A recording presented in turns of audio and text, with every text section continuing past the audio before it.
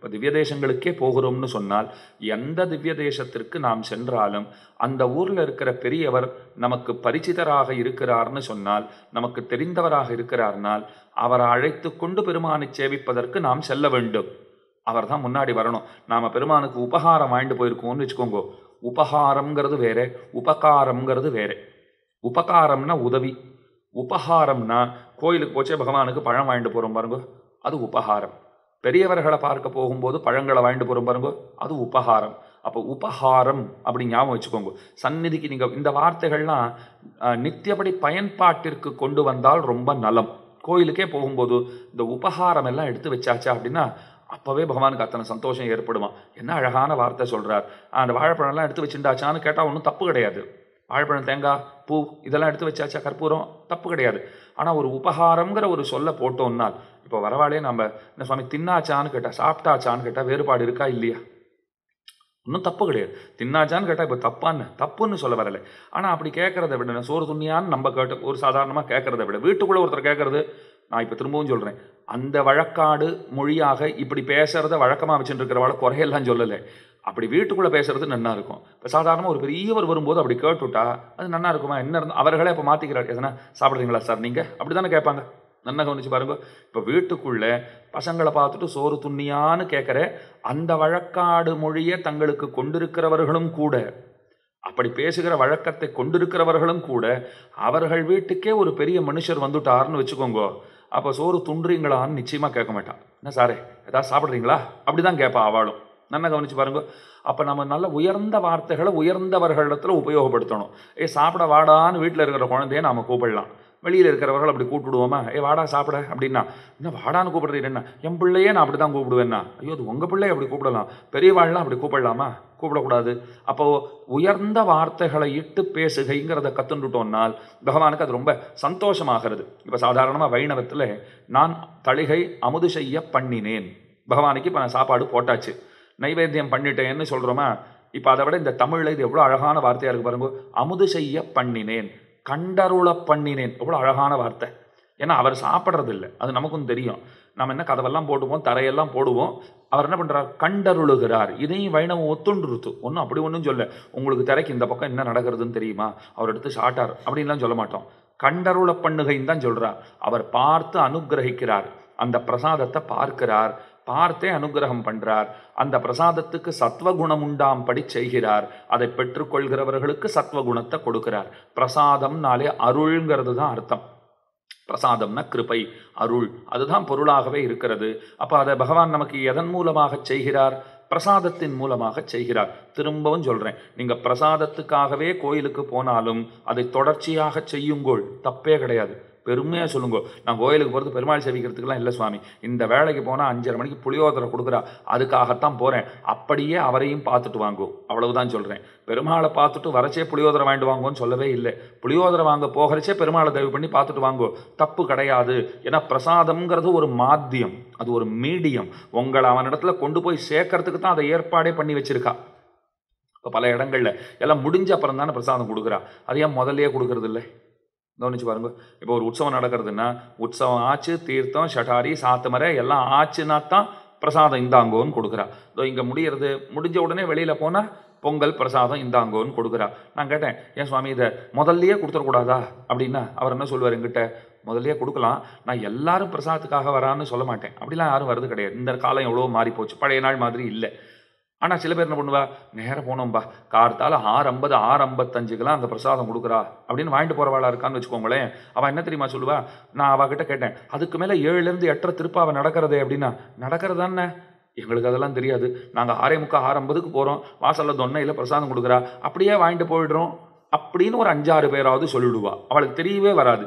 மேலே 7லேருந்து 8:30 இது நடக்கிறதே தெரியாத போய்டுறதோ இல்லையோ. அப்போ 7லேருந்து 8:30 திருப்பாவை நடக்கிறது, அதன் இறுதியில் பிரசாதம் அவரவர்களுக்கு தரப்படுகிறது. ஏன் இந்த பிரசாதம் தரப்படுகிற இந்த வியவஸ்தை கடைசியில் வைக்கப்பட்டிருக்குன்னா, அப்போ இந்த பிரசாதத்துக்காக வேணும் சிலர் இருக்கக்கூடும், எல்லாரையும் சொல்லலை, திரும்பவும் சொல்கிறேன், ஏற்பாடே அதுக்கு தான் பண்ணி வச்சா. கூட்டம் எப்போ வரைக்கும் இருக்குன்னு கேளுங்க, பிரசாதம் கொடுக்குற வரைக்கும் இருக்கும்னுவா. கோயிலில் போய் கேளுங்க, கூட்டம் எப்போ வரைக்கும்னா, சுவாமி பிரசாதம் கொடுக்குறோம் சுவாமி, கூட்டம் இருந்துட்டு தான் இருக்கும், கொடுக்குற வரைக்கும் வாங்கிட்டே தான் இருப்பா. நாங்கள் பாத்திரத்தை காண்பிச்சுட்டு பாருங்க எல்லாருக்கும் கொடுத்தாச்சு ஆயிடுத்துன்னா தான். அப்போ கூட நீங்கள் ஜனங்களை பாருங்க, சில பேர் அந்த பாத்திரத்தை அப்படியே எட்டி அப்படியே பாப்பா, அந்த திரௌபதியினுடைய அக்ஷய பாத்திரத்தை கண்ணன் பார்த்தா மாதிரி அப்படியே ஏதாவது இதில் ஒட்டின்னு இருக்கான்னு அப்படி பார்த்துட்டோம். ஆமாம், அவர் சொல்கிறது சரிதான், எல்லாம் தீர்ந்து போச்சு போல் இருக்கு, கையில் ஏற்கனவே 2 தொன்னை இருக்கும். அப்படியே அந்த பாத்திரத்தை ஒரு ஏக்க பார்வை பார்த்துட்டு போகிறவர்களும் இருக்கத்தானே செய்கிறார்கள்.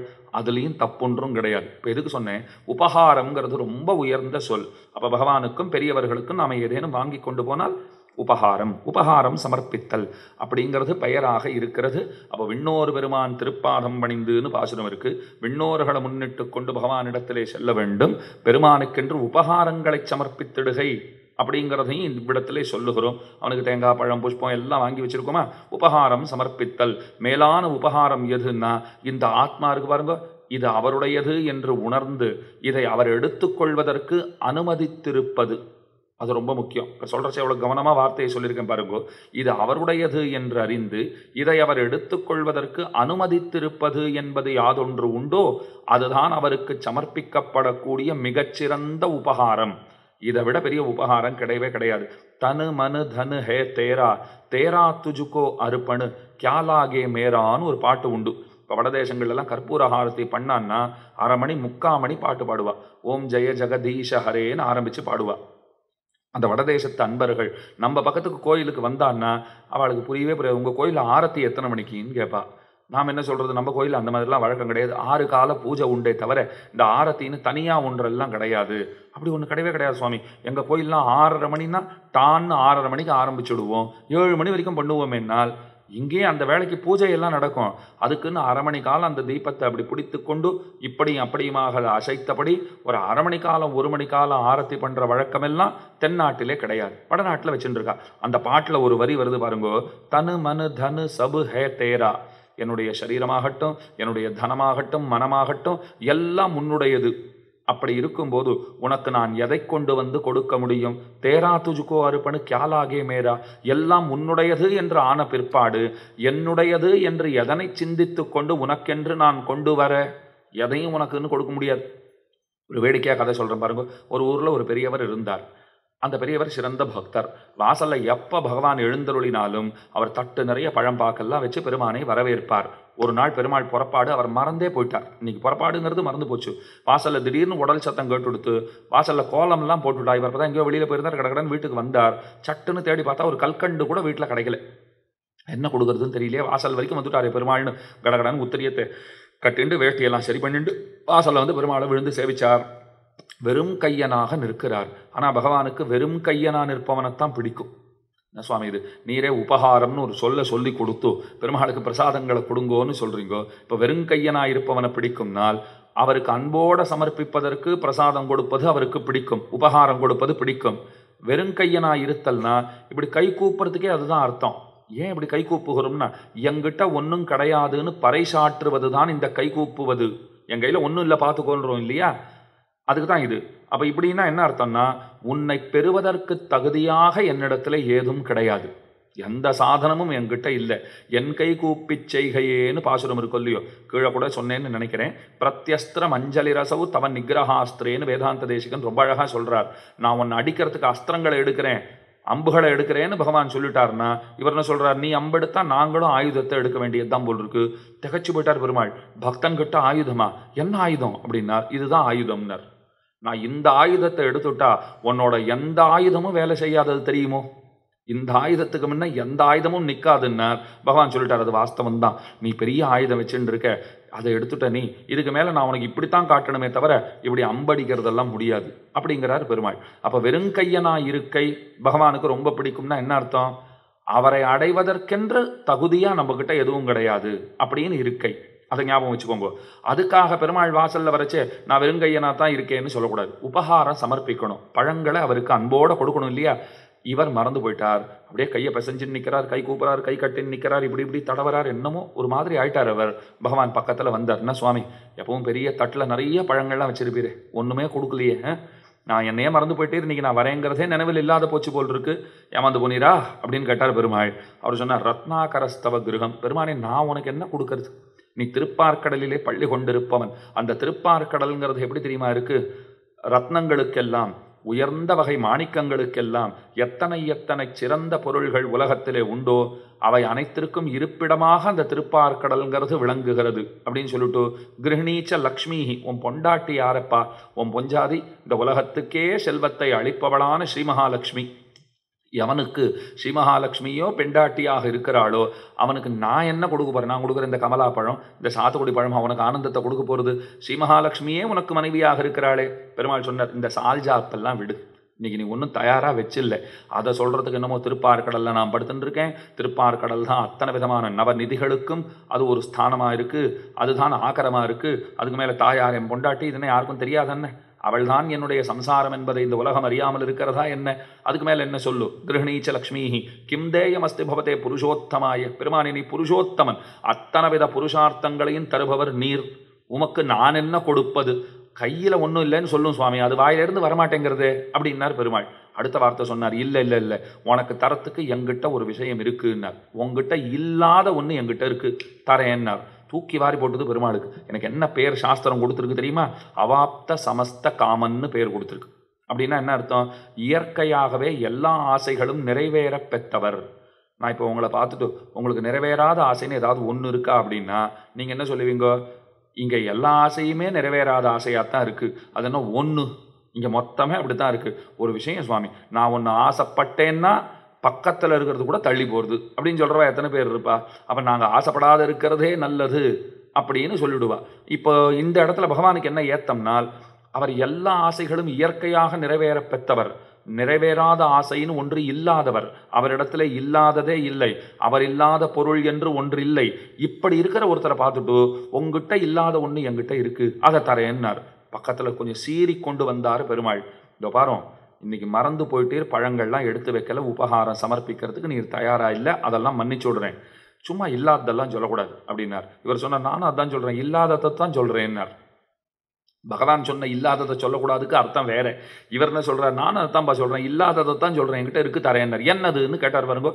ஆபீரமாம நயனாகிருத மானசாய துப்பியம் பிரதத்தமிதமஸ்து மனோமதீயம். நீ கோபிகைகளை எல்லாம் விரும்புகிற கண்ணன் தானேன்னு கேட்டார்.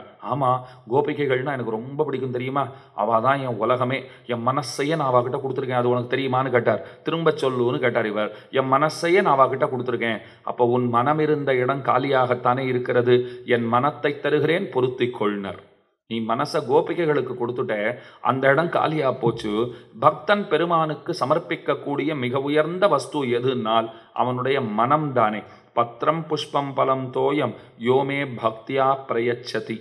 பக்தியோட கொடுக்கப்பட்டதுன்னு சொன்னால் பாவகிராகியாயிருக்கிற ஜனார்தனன் அதை ஆசையோடே பெற்றுக்கொள்கிறான். அதனாலே மனசை நாம் கொடுத்துட்டோன்னு அவர் வாங்கி கொள்ளுகிறார். இந்த ஆத்மா அவருடையது என்று அறிந்து இதை அவர் எடுத்துக்கொள்வதற்கு அனுமதித்திருப்பது. இதுலையும் பாருங்க, நான் கொடுத்தேன்னு வந்துடுத்துன்னா இதை ஆழ்வார் பாடுறார், எனதாவி தந்தொழிந்தேன்னு பாடினார். எனதாவி தந்தொழிந்தேன், என் ஆத்மாவை நான் உன் இடத்துல கொடுத்துட்டேன் பான்னார். அப்புறம் யோசிச்சு பார்த்தார், நாம யார் கொடுக்கறதுக்கு, இது அவன் சொத்தா இருக்கு. அவன் சொத்தை எடுத்துகிட்டு நான் அவனுக்கு கொடுத்துட்டோம். நான் யாரோ ஒருத்தர் இடத்துல கொஞ்சம் பணம் வாங்கியிருந்தேன், அதை மாதமாக கொஞ்சம் தவணை முறையில் தரேன்னு சொல்லியிருந்தேன். நான் மாதம் போய் கொடுக்குறச்சே ரொம்ப நமக்கு தமையனாரை போல வரும்னு வச்சுக்கோங்க. அவர்கிட்ட நான் வேடிக்கையாக சொல்லுவேன், பார்த்தீங்களா மாதம் வீடு தேடி வந்து உங்களுக்கு நான் பணம் கொடுத்துட்டுருக்கேன், இப்படி உங்களை பார்த்துக்கிறவா யாராவது உண்டா அப்படின்னா அவர் சிரிச்சார். வேடிக்கைக்கு சொன்னேன். அவர்கிட்ட வாங்கின பணத்தை நாம் திரும்ப அவர்கிட்ட கொடுக்கறதுக்கு நான் ஒரு டயலாக் விட்டுட்டு வந்தேன். என்ன சொல்லிட்டு வந்தேன்? உங்களுக்கு மாதம் வீடு தேடி வந்து பணம் கொடுக்குறேன் பாருங்க. இந்த மாதிரி நல்ல மனசுக்காரன் உலகத்தில் எங்கேயாவது கிடைப்பானா? அதை மாதிரி இந்த ஆத்மாவை நாம் பகவானுக்கு கொடுக்குறேன்னா அது எப்படி இருக்குன்னா, கடனை வாங்கிட்டு அதை திருப்பி கொடுத்து வச்சுக்கோ, சந்தோஷமாக 4 பேர் எதிராக. சில பேர் அதெல்லாம் ரொம்ப கெட்டிக்காரத்தனமாக பண்ணுவா. கவனிச்சு பாருங்க, நம்ம கிட்ட கடனை வாங்கிட்டு இருப்பா, அந்த கடனை இந்த மாதிரி ஒரு இடத்துல பார்க்கறச்சே கொடுக்குறான்னு வச்சுக்கோங்களேன். அப்படி கொடுக்கச்சே இப்படி எப்படி பார்த்துப்பா, முடிச்சுட்டு 8:30 மணிக்கு எல்லாம் எழுந்து போகிறதுக்கு தயாராக இருக்குச்சு. ஒரு மாதிரி அந்த இடத்துல நெருக்கமாக இருக்கும் இல்லையோ, அந்த சமயத்தில் அந்த பணத்தை கையில் கொடுத்துன்னு இந்தா சுவாமினா, அவர் என்ன சுவாமி இது அப்படின்னு, வச்சுக்கோ சுவாமி பரவாயில்ல வச்சுக்கோ, இந்தாரு உமக்கு தான், அதுக்கு தான் கொண்டு வந்திருக்கேன் அப்படின்னு. அவர், அட பாவி மனுஷா, என்கிட்ட வாங்கின படத்தை நீ திரும்ப கடனாக கொடுத்துட்டு இருக்கியா இப்போ?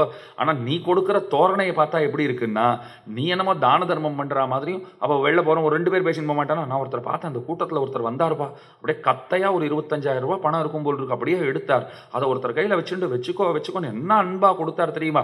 இந்த மாதிரி மனுஷாலாம் இருக்கிறதுனால தான் இந்த உலகத்தில் மழையே பெஞ்சுட்டு இருக்கு அப்படின்னு சொன்னால் இது அவர் காதில் விழுந்துருத்து, கடன் கொடுத்தவர் காதில் விழுந்துருத்து. நேராக ஓடி வந்தார். 10 வருஷம் ஆச்சு இந்த பணத்தை வாங்கி இன்னைக்கு தான் கொண்டு வந்து கொடுத்துருக்கான் அவன், அதுலேயும் பாதியை தான் கொடுத்துருக்கான், இன்னும் தர வேண்டியது எவ்வளோ இருக்குது தெரியுமா, மழை இவளால் தான் வராமையே போகிறது, இல்லை வந்தால் பெருசாக வருது அப்படின்னு அவர் சொல்லிட்டு போயிட்டு இருப்பார் இல்லையோ. அந்த மாதிரி இந்த ஆத்மாவை நான் அவருக்கு தரேன்னா அது அதை மாதிரி தான். நான் யாரு தரத்துக்கு? ஆழ்வார் யோசனை பண்ணி பார்த்தார். தந்தனி கொண்டாக்கினையேன்னார். இந்த ஆத்மா உன்னுடையது, இதை உனதாக நீயே ஆக்கி கொண்டாய். இதை அப்படியே ஆள வந்தார் ஸ்தோத்திர ரத்னத்தில் மொழிபெயர்க்கிறார்.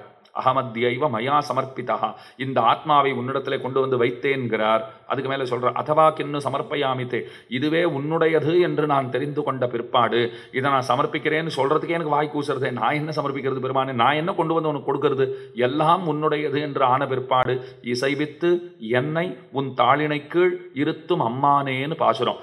அவனை சேவிக்கணும்னாலும் அந்த ஆர்வத்தை அவன்தான் நமக்கு கொடுக்க வேண்டும். வேதாந்த தேசிகன் சாதிக்கிறார், அவனுடைய அனுகிரகம் இல்லைன்னு சொன்னால், பகவத் இச்சைங்கிறது இல்லைன்னு சொன்னால், கை கால்களை நீட்டுவதோ முடக்குவதோ இதை கூட பண்ண முடியாதுங்கிறார். இப்போ பேசுறச்ச இப்படி அப்படியுமா பேசுகிறோம் பாருங்க, இதெல்லாம் நான் பண்ணுறதா நினச்சிட்டேன்னா போச்சு. அவர் பண்ண வைத்தால் ஒழிய இதை பண்ண முடியாது. அவர் ஆசைப்பட்டால் ஒழிய நாம் இங்கே வந்து உட்கார்ந்து இந்த அனுபவத்தை பண்ண முடியாது. வரணும்னு நமக்கு ஆசை இருக்கலாம், அவர் ஆசைப்படலைன்னா இங்கே வர முடியாது. ரொம்ப முக்கியமான விஷயம் இதுதான். நாங்கள் இத்தனை பேர் ஆசையாக வந்திருக்கோம் என்னால், இந்த ஆசையை உங்களுக்கு விதைத்ததும் அவன்தான். இதை நீங்கள் எங்கேருந்தாவது இந்த ஆசையை கொண்டு வந்தீங்களா? இந்த ஆசையை உங்களுக்கு விதைத்ததும் அவன்தான். அவன் தேர்ந்தெடுக்கிறான் இந்த விஷயத்தை, யார் கேட்கணும், யார் செவியில் போய் விழணும், எவ்வவர்கள் பக்தர்கள், இது அத்தனையும் அவன் தேர்ந்தெடுக்கிறான். கோயில் வாசலில் போகிறவா, கை கூப்பாத போகிறவா, நீங்கள் பல ஆயிரம் பேரை பார்க்கலாம். அவனுக்கே அது கை கூப்பணும்னு தோணலைன்னா, உள்ளுக்குள்ளே இருக்கிறவன் அவன் உள்ளத்திலே புகுந்து கை கூப்பு என்று நியமிக்கவில்லை. அவரை நியமிச்சாத்தான் கை கூப்ப முடியும். அவரை சேவிக்கணும்னு ஆசை இருந்தாலும், கை தொழ வேண்டும்னால், இந்த கை கால்கள் வேலை செய்யணும்னா அவருடைய அனுகிரகங்கிறது தேவை. அதற்கும் அவர் நினைக்க வேண்டும். அவன் நினைவின்றி இங்கே ஓர் அணுவும் அசைவது இல்லை. அவர் ஆசைப்பட்டபடித்தான் அனைத்தும் நடக்குங்கிறது தானே யதார்த்தம், உண்மை. அப்போ உபகாரம் பெருமானுக்கு சமர்ப்பித்தல்ங்கிறது ரொம்ப ரொம்ப முக்கியமானதுன்னு பார்த்தோமா. பகவானை அடைய நாம் முற்படுகிற போது அடியவர்களை முன்னிட்டு கொண்டு சென்றிடுகை, வேதம் வல்லார்கள் துணை ரொம்ப ரொம்ப முக்கியம்.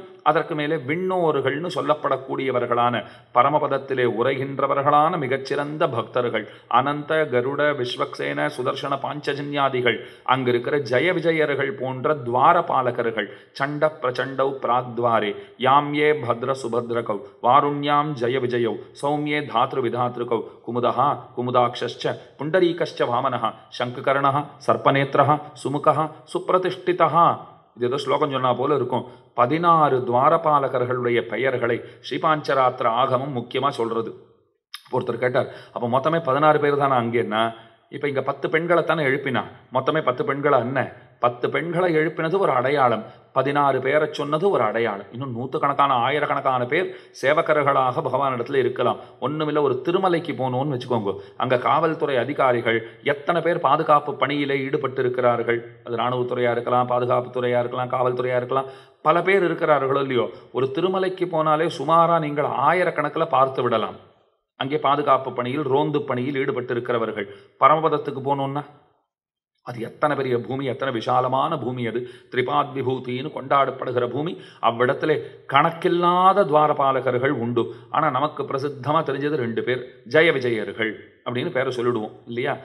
அவளை பற்றி தெரிஞ்சு வச்சுட்டு இருக்கோம். அவளுக்கு சில சாபமெல்லாம் கிடச்சதுனால அவள் ஃபேமஸ். இல்லைன்னா அவளும் அப்படி ஃபேமஸாக இருந்திருக்க மாட்டாளோ என்னமோ.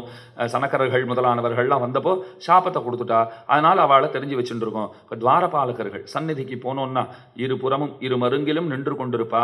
கண்களை நன்னா அகல விழித்தபடி, அப்படியே தீஜ்வால பரகரா போல கண்கள் அப்படியே கோபத்தால் கொப்பளித்தா போல நல்லா கண்களை நன்னா விரிச்சுட்டு இருப்பா. நன்னா போய் பாருங்கோ, கோரப்பற்கள் எல்லாம் இருக்கும். இந்த விரலை இப்படி காண்பித்து கொண்டு ஜாகிரதை அவ்வளோதான்னு சொல்கிறா போலத்தான் நிற்பா. ஆனால் இன்றைக்கி யாரும் அதுக்கெல்லாம் பயப்படுறது, அந்த பக்கம் பார்த்தா தானே, அவரை பார்க்குறதே இல்லை. ஆனால் பல இடங்கள்ல என்ன ஆகி போச்சுன்னா, இப்படி அவர் விரலை வச்சு நிற்கிறது எவ்வளோ சௌகரியமாக இருக்குது தெரியுமா. இருக்கிற சாவி கொத்தெல்லாம் கொண்டு போய் அதில் மாட்டி விடுறா. கடைசியில் பார்த்தா துவாரபாலகர் எதற்கு பயன்படுத்தப்படுகிறார்? சாவி கொத்த மாட்டுவதற்கு பயன்படுத்தப்படுகிறார் அப்படிங்கிறார். கருடனை நீங்கள் பாருங்க, அங்கங்கே மதில் மேலெல்லாம் உட்காந்துருப்பார், மண்டபத்து மேலெல்லாம் உட்காந்துருப்பார். எங்கே இருக்கிற ஒயரெல்லாம் கொண்டு வந்து அவருடைய ரெக்கைகளில், அவருடைய தலையில், கிரீடத்தில் அதில் தான் சுற்றி வச்சிருப்பார். அதுக்கு மேலே இந்த மாதிரி லைட் எல்லாம் இருக்கு பாருங்க, பெருசு பெருசாக இருக்கே. இந்த லைட்டெல்லாம் இந்த ஹெட்லைட் மாதிரி பெருசாக இருக்குன்னா அதை கொண்டு போய் அவர் கிரீடத்துக்கு மேலே, அவர் தலைக்கு மேலே அப்படியே அழகாக கனக்கச்சிதமாக பொருந்தி இருக்கும். பாவம், அவர் தலையில் கொண்டு போய் வச்சுருவா. அவர் கையை கூப்பிட்டு தேமேன்னு உட்காந்துருப்பார், கையை கூப்பிட்டு. அதுக்காக கருடன் இருக்கார். இதெல்லாம் ரொம்ப தப்பு. யார் சொல்கிறது யார் கேட்கறதுன்னே தெரியல.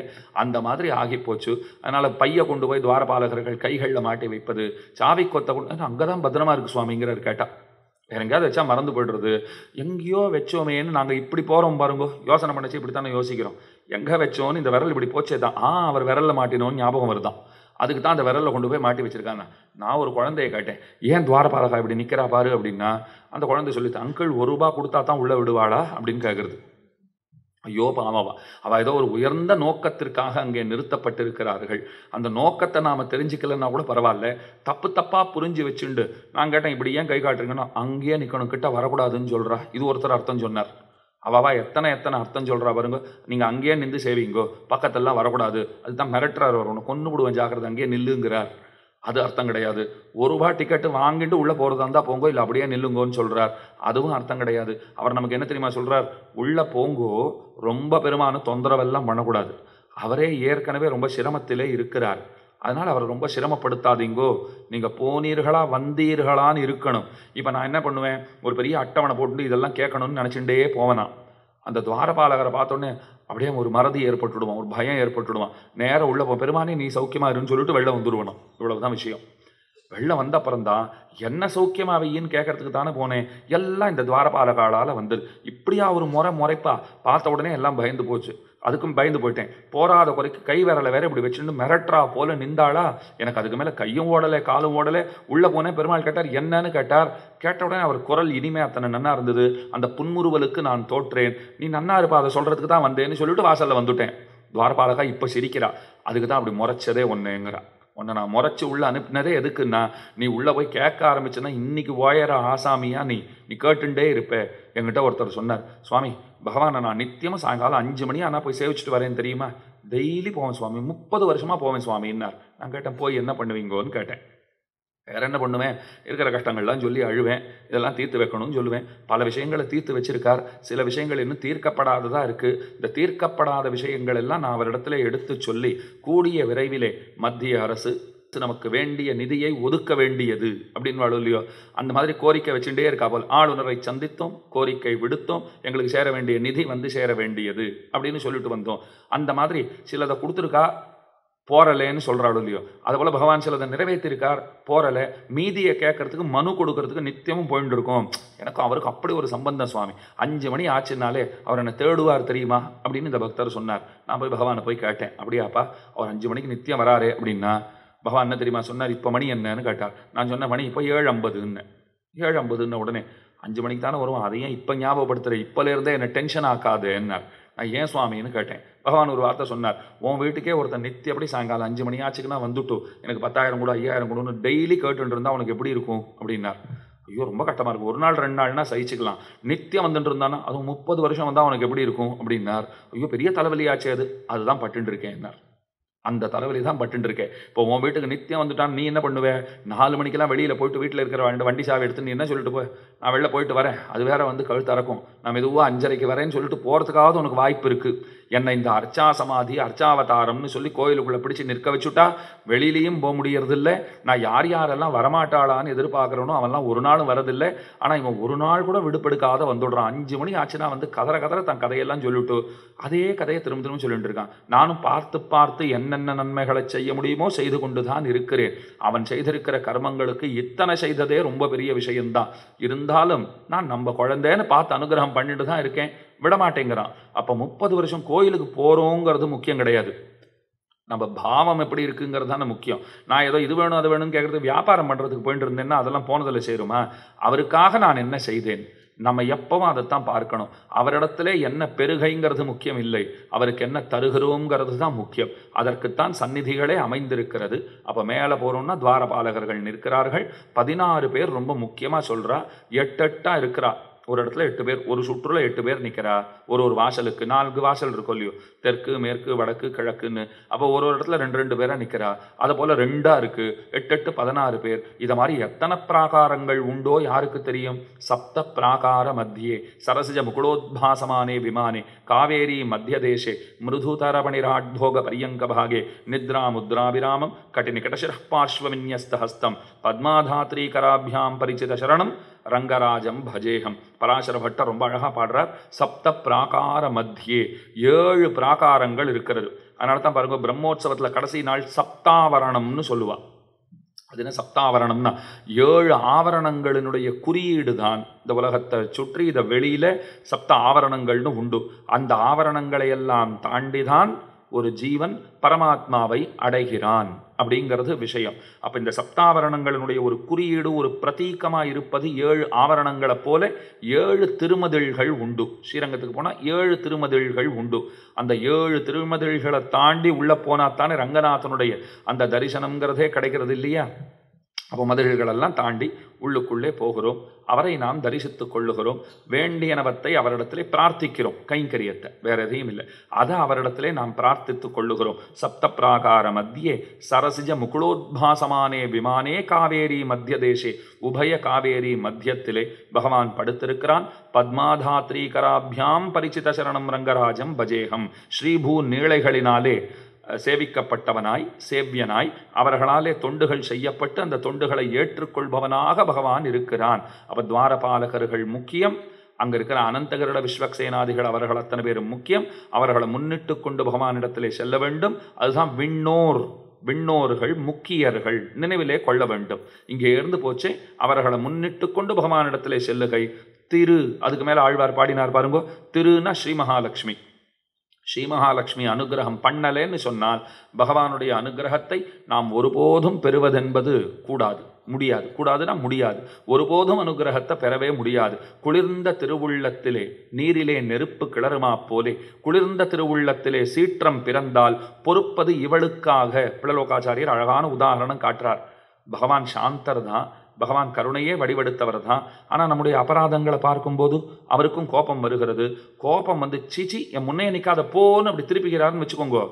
கொஞ்ச நேரத்தில் அந்த கோபம் ஆறுகிறதாம், அடங்குகிறதாம், நம்ம கிட்ட வாஞ்சையா பேசுறாராம். எப்படின்னு பார்த்தா பொறுப்பது இவளுக்காக. உடனே தாயார் பக்கத்தில் போயிட்டு, நம்ம குழந்தைண்ணா நீரே கோச்சுண்டா எங்கண்ணா போவான், அவனுக்கு யார் இருக்கா அவனுக்கு அப்படின்னு கண்ணீர் விடுகிறாள். நாம விட வேண்டிய கண்ணீரை நம் பொருட்டு விடக்கூடியவளாக ஒருத்தி நமக்கென்று இருக்கிறாள்னு சொன்னால் அப்பெருமைக்கு உரியவள் பிராட்டி மட்டுமே. அவளுக்குத்தான் அந்த ஏத்தமே இருக்கிறது. அந்த பிராட்டியினுடைய வைபவம் எத்தனை சொன்னாலும் தகும். 18, 19, 20 3 நாள்களும் பிராட்டி வைபவம் தானே. பிராட்டியினுடைய ஏத்தந்தானே சொல்லப்படுகிறது. உந்து மதகளித்தன் குத்து விளக்கெரிய, அதுக்கு மேலே 33. இந்த 3 பாசுரங்களிலும் பிராட்டி வைபவம் தான். அப்போ அவளுக்காகத்தான் பகவான் நம்மை பொறுக்கிறான். இன்னொன்று பகவான் சொன்னார். ஒரு சமயம் அவரை கேட்டேன், தாயாரும் உனக்கு ரொம்ப பிடிக்குமான்னு கேட்டேன். எனக்கு ரொம்ப ரொம்ப பிடிக்குமே அப்படின்னார். அவளை போல ஒருத்தி உண்டா? எனக்கு அவளை ரொம்ப ரொம்ப பிடிக்கும். அவள் அழகாக இருக்கிறாள் என்று விரும்புகிறாயா அப்படின்னு. அழகா இருக்கா, ஆனால் நான் அதிகமாக விரும்புறதுக்கு அதை காரணம்னு சொல்ல மாட்டேன். அவள் சிறந்த குணங்களோட விளங்குகிறாள், அதனாலே விரும்புகிறாயா? அவளை போல ஒரு குணம் படைத்தவள் உலகத்தில் இன்னொருத்தி கிடையாது, அதனால விரும்புகிறேன் அப்படின்னு அதிகபட்ச அந்த அன்பிற்கு அது காரணம்னு சொல்ல மாட்டேன். அப்போ ஏது காரணம்னு கேட்டேன். மெதுவா பெருமாள் சொன்னார், உங்களெல்லாம் என்கிட்ட கொண்டு வந்து சேர்ப்பிக்கிறவள் அவள் தானே, அதனால தான் அவளை பிடிக்கும்னார். இப்போ தாயார்கிட்ட போயிட்டு நீ ஏன் பகவானை விடாத இருக்கே அப்படின்னால், உங்களுக்கு அவன் அனுகிரகம் பண்ணி ஆகணுமே, அதுக்காக விடாமல் இருக்கிறேன்கிறா. பெருமாள்கிட்ட போயிட்டு உனக்கு ஏன் தாயாரை ரொம்ப பிடிக்கும்னால், நான் என்ன பண்ணுறது, அப்பப்போ கோபம் வந்துடுறது, எனக்கு உங்களெல்லாம் பார்த்தா கோபம் வர்றது, கோபம் வந்துட்டு நீங்களே வேண்டான்ற முடிவுக்கு கூட நான் போயிடுறேன். அப்போ எனக்கு உள்ளனவற்றை உணர்த்தி சொல்லப்பட வேண்டியதெல்லாம் சொல்லுகிற விதத்திலே சொல்லி என்னை திருத்தி உங்களுக்கு நான் அனுகிரகம் பண்ணுறபடி செய்கிறவள் இவள் தான். இந்த தாயார் தான் பண்றா. அப்படி தாயார் பண்றதுனாலே உங்களை பெற்றுத்தருமவளாக அவள் இருப்பதால் தான் அவளை நான் மிகவும் மெச்சுகிறேன். அப்ப அந்த தம்பதி சேர்ந்திருப்பதற்கே காரணம் நாமதான்னு தெரிகிறதா? அவ 2 பேரும் ஏன் சேர்ந்துருக்கான்னா அதுக்கு நாம தான் காரணம்னு தெரிகிறது. ஆனா இன்னைக்கு இருக்கிற இந்த குடும்ப வாழ்க்கையில நீங்க பாருங்க, எத்தனை பேர் விவாகரத்துங்கிற ஒரு தப்பான முடிவை எடுக்கிறார்கள். குழந்தைகளை பத்தி அடியோடு கவலையே படுவதில்லை. இங்க தாயாரும் பெருமாளும் 2 பேரும் ஏன் சொல்லிட்டா, தாயாரை பார்த்து நான் கேட்டேன், உனக்கு ஏன் பெருமாளை ரொம்ப பிடிக்கும்னு கேட்டேன். அவ என்ன சொன்னா, அவர் அழகர், அத்தனை பெரியவர், உலகத்துக்கெல்லாம் தலைவர், பெருஞ்செல்வந்தர், அதெல்லாம் சொல்லவே இல்லை. என்ன சொன்னா, உங்களுக்கு அனுகிரகம் பண்றவர் அவர் தானே, உங்களால தான் அவரோடையே நான் கூட இருக்கேங்கிறா. பெருமாள்கிட்ட உனக்கே தாயாரை பிடிக்கும்னா, உங்களை பெற்றுத்தருகிறவள் அவள் தானே, அதற்காகத்தான் அவளை விட்டு பிரியாதவனாக இருக்கிறேன்கிறார். இந்த முடிவென்னா ஒரு குடும்பத்தில் இருக்கிற தாய் தந்தையரும் எடுக்க வேண்டும். குழந்தைகளை பார்த்தாவது அவர்கள் சேர்ந்திருப்பதற்கு முயற்சி செய்ய வேண்டும். இதை எடுத்துச் சொல்பவர்களும் இல்லை, சொன்னால் கேட்டுக்கொள்பவர்களும் இல்லை. அப்படியான ஒரு காலகட்டத்திலே வாழ்கிறோம். இதை ஏன் இங்கே சொல்கிறேன்னா, இப்போல்லாம் கல்யாணம்னாலே பயமாக இருக்குது. காலம் எப்படி மாறி போச்சுன்னு பாருங்க. ஒரு கல்யாணம்னு சொன்னால் இந்த கல்யாணம் நீடித்திருக்குமா, நிலைத்திருக்குமா, சேர்ந்திருப்பார்களா, என்னென்ன வேடிக்கையெல்லாம் காட்டுறா. 30 வருஷம் கழிச்சு விவாகரத்துங்கிறா. அதுக்கு மேலே விவாகரத்து பண்ணா என்ன, பண்ணலன்னா என்ன, அதை வெளியில் சொல்லணும். அதுக்கு மேலே என்ன இருக்குது, நீங்கள் பாட்டுக்கு இருந்துட்டு போங்களேன். 30 வருஷம் கழிச்சு என்ன பெரிய மனக்கசப்பு அப்படி ஏற்பட போகிறதுன்னா, திரும்பவும் சொல்கிறேன், அவரவர்கள் வாழ்க்கை, அவரவர்கள் தனிப்பட்ட வாழ்க்கையில் என்னென்ன சிரமங்கள், அதனால் என்னென்ன தொந்தரவுகள் அவர்களுக்கு தான் தெரியும், இல்லைன்னே சொல்லலை. ஆனால் இது ஒன்று தான் தீர்வுன்னு எப்படி அது ஆகிறதுங்கிறது தான் புரியல. இதுதான் தீர்வு என்று கூட ஆகிவிடுமா? இதனால் சமுதாயத்தில் ஒரு பிறழ்வுங்கிறது ஏற்படுமே, அதனால் பல சிக்கல்கள் உண்டாகுமே, குழந்தைகளுக்கு சரியான வழிகாட்டிகள் இல்லாமல் போவார்களே. குறைந்தபட்சம் வைதிகர்களாக இருக்கிறவர்கள், நம்ம எல்லார பற்றியும் பேச வேண்டாம், வைதிகர்களாக இருக்கிறவர்கள், தெய்வ நம்பிக்கை இருக்கிறவர்கள், குடும்பத்தில் பூஜை புனஸ்காரம் சம்ஸ்காரம் இதெல்லாம் வைத்து கொண்டிருக்கிறவர்கள், அவர்கள் கொஞ்சம் சிந்திக்க வேண்டும். ஒரு முடிவு எடுக்கப்படுவதற்கு முன்பு பெரியவர்களிடத்தில் கலந்து ஆலோசித்து இது சரியா இது தவறா என்று அவர்கள் பேசி ஒரு முடிவெடுத்து, பகவானும் தாயாரும் அவர்களுக்குள்ள எத்தனை சண்டை சச்சரவு வந்தாலும் சேர்ந்தே தான் இருக்கிறார்கள்.